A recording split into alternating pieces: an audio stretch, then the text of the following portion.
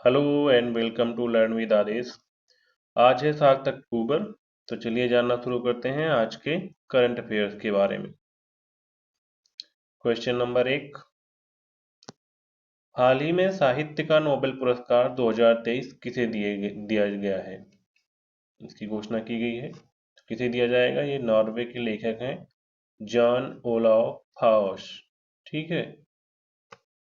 साहित्य में नोबेल पुरस्कार 2023 नॉर्वेजियन लेखक जॉन फॉस या जॉन ओलाव फॉस को उनके नाटकों और गद्य के लिए दिया गया है, जो अकथनीय को आवाज देते हैं। साहित्य में नोबेल पुरस्कार स्वीडिश अकादमी स्टॉकहोम स्वीडन द्वारा प्रदान किया जाता है और इस बार के लिए कितनी राशि है? 11 मिलियन स्वीडिश क्रोनर। ठीक है। चलते हैं आगे क्वेश्चन नंबर 2 की तरफ। हाल ही में मणिपुरी भाषा में बाल साहित्य पुरस्कार किसे दिया गया है? तो मणिपुरी लैंग्वेज में दिया गया है दिलीप नोंग मैथम को। और उनकी कौन सी रचना है? उनकी बुक का नाम है इबेम्मा अमासुंग नगाबेम्मा, जो कि एक कहानी संग्रह है। इसके लिए इन्हें मणिपुरी भाषा में बाल साहित्य पुरस्कार 2023 दिया जाएगा। आगे चलते हैं क्वेश्चन नंबर 3 की तरफ। हाल ही में अरुणाचल प्रदेश के किस खाद्य को जीआई टैग दिया गया है? किस खाद्य पदार्थ को? उसका नाम है याक चुरपी। ये एक पनीर है जो याक के दूध से बनाया जाता है। अरुणाचल प्रदेश के ऊंचाई वाले इलाकों में पाले जाने वाले याक के दूध से तैयार प्राकृतिक रूप से किण्वित पनीर, ये याद रखना, को हाल ही में प्रतिष्ठित भौगोलिक संकेत यानी जीआई टैग दिया गया है। यह प्रोटीन से भरपूर होता है जो राज्य के कठोर वनस्पति विहीन ठंडे और पहाड़ी क्षेत्रों में आदिवासी याक चरवाहों के लिए जीवन रेखा माना जाता है। मतलब वहाँ का खाद्य पदार्थ, मुख्य खाद्य पदार्थ है। क्वेश्चन नंबर 4 की तरफ देखते हैं। एशियन गेम्स में कंपाउंड तीरंदाजी में भारत की महिला टीम ने कौन सा पदक जीता है? तो ये जीता है गोल्ड मेडल। और टीम में कौन कौन थे? ज्योति सुरेखा वेन्नम, अदिति स्वामी और परनीत कौर थे। ठीक है। इन्होंने किनको हराया है? तो चीनी ताइपे यानी ताइवान के खिलाड़ी थी उनको। तीरंदाजी में भारत के लिए दूसरा स्वर्ण पदक हासिल हुआ है। चलते हैं आगे क्वेश्चन नंबर 4 की तरफ। हाल ही में नोकिया ने किस शहर में अपनी 6G लैब खोली है? तो ये खोली है बेंगलोर में। दूरसंचार दिग्गज नोकिया ने भारत के बेंगलुरु में अपनी वैश्विक R and D research and development centre में अत्याधुनिक 6G प्रयोगशाला की स्थापना के लिए वायरलेस प्रौद्योगिकी के भविष्य की दिशा में एक महत्वपूर्ण कदम उठाया है, यानी लैब स्थापित की है। यह अपनी तरह की एक पहली परियोजना डिजिटल और भौतिक दुनिया के साथ हमारे अनुभव और बातचीत के तरीकों में क्रांति लाएगी। ये अपनी तरीके की एक पहली परियोजना है। ठीक है। तो ये नोकिया ने खोला है बेंगलोर में। चलते हैं क्वेश्चन नंबर 6 की तरफ। एशियन गेम्स 2023 में स्क्वैश मिक्स्ड में भारत ने कौन सा पदक जीता है? तो इसमें भी भारत ने गोल्ड मेडल जीता है।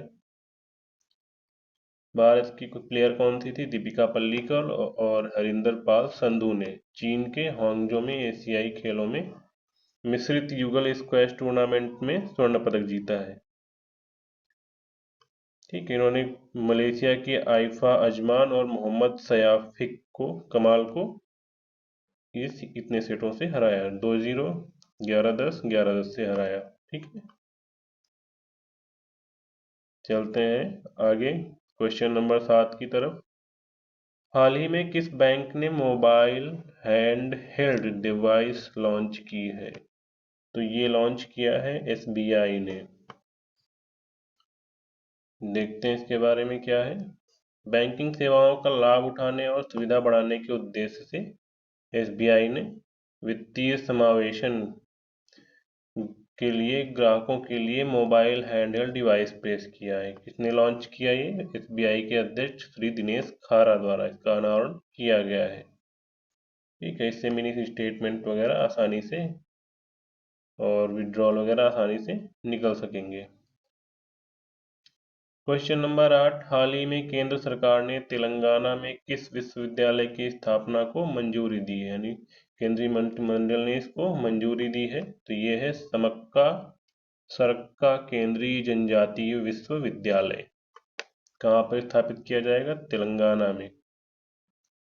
केंद्रीय मंत्रिमंडल ने तेलंगाना में समक्का सरक्का केंद्रीय जनजातीय विश्वविद्यालय की स्थापना के लिए केंद्रीय विश्वविद्यालय अधिनियम में संशोधन को मंजूरी दे दी है। सरकार ने यह कहा कि नया विश्वविद्यालय न केवल राज्य में उच्च शिक्षा की पहुंच को बढ़ाएगा बल्कि गुणवत्ता में इससे सुधार भी होगी। इसके लिए 889.07 करोड़ रुपए की धनराशि आवंटित की जाएगी। ठीक है, ये कहाँ पर बनेगा? तेलंगाना राज्य के मुलुगु जिले में इसकी स्थापना की जाएगी। ठीक, चलते हैं आगे क्वेश्चन नंबर 9 की तरफ।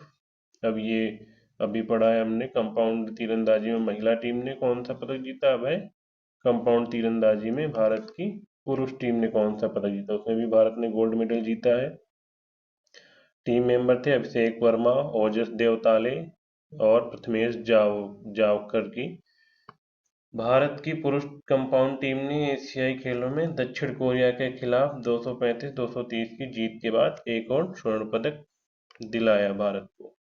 ठीक है, विश्व सेरेब्रल पाल्सी दिवस कब मनाया जाता है? तो ये मनाया जाता है 6 अक्टूबर को, और ये दिन सेरेब्रल पाल्सी से पीड़ित लोगों के बारे में जागरूकता बढ़ाने के लिए मनाया जाता है। इस बार किसकी थीम क्या है?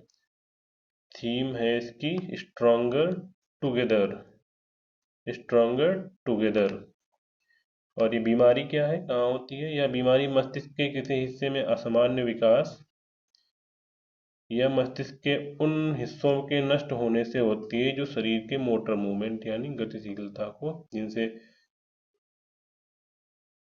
शरीर की मोटर मूवमेंट नियंत्रित होती है, उनमें कुछ कमी होती है, तब ये बीमारी होती है इंसान में। ठीक है, चलते हैं आगे क्वेश्चन नंबर 10 की तरफ।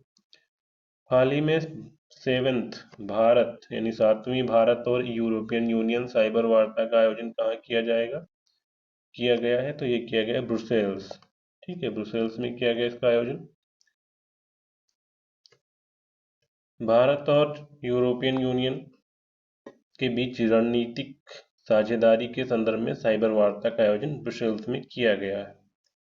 यह साइबर स्पेस से संबंधित मुद्दों पर वार्ता करने के लिए एक मंच है जिसमें भारत और यूरोपीय यूनियन आपस में मिलकर रणनीतिक मुद्दों पर बातचीत करते हैं। आगे चलते हैं क्वेश्चन नंबर 12 की तरफ। हाल ही में स्पिनोजा पुरस्कार किसे दिया गया है? तो स्पिनोजा पुरस्कार दिया गया है डॉक्टर जोईता गुप्ता को। अब ये स्पिनोजा पुरस्कार है क्या? ये एक डच साइंस का सर्वोच्च सम्मान है। ठीक है, डॉक्टर जोईता गुप्ता भारतीय मूल के एक प्रोफेसर हैं जिनको जलवायु परिवर्तन के क्षेत्र में कार्य करने हेतु यह पुरस्कार दिया गया है। किसने दिया? तो नीदरलैंड के शिक्षा मंत्री, एजुकेशन मिनिस्टर हैं वहाँ के, रॉबर्ट डिक ग्राफ ने 4 अक्टूबर 2023 को हेग में ये पुरस्कार उनको दिया। और इस पुरस्कार की कीमत 1.5 मिलियन यूरो है। ठीक है, अब ये है क्या? एक साइंटिस्ट और एक प्रोफेसर हैं। कहाँ पर हैं ये? एम्स्टर्डम यूनिवर्सिटी में ग्लोबल साउथ में एनवायरनमेंट एंड डेवलपमेंट प्रोफेसर भी हैं। ओके, चलते हैं आगे क्वेश्चन नंबर 13 की तरफ। हाल ही में कहां पर केंद्रीय मंत्री अमित शाह ने तीसरे 2 दिवसीय आतंकवाद विरोधी सम्मेलन का उद्घाटन किया है?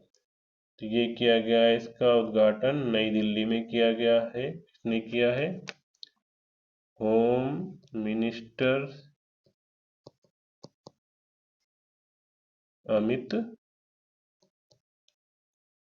शाह ने, ठीक है, इसका उद्घाटन किया। ठीक, तो ये रहे आज के कुछ बेहतरीन सवाल।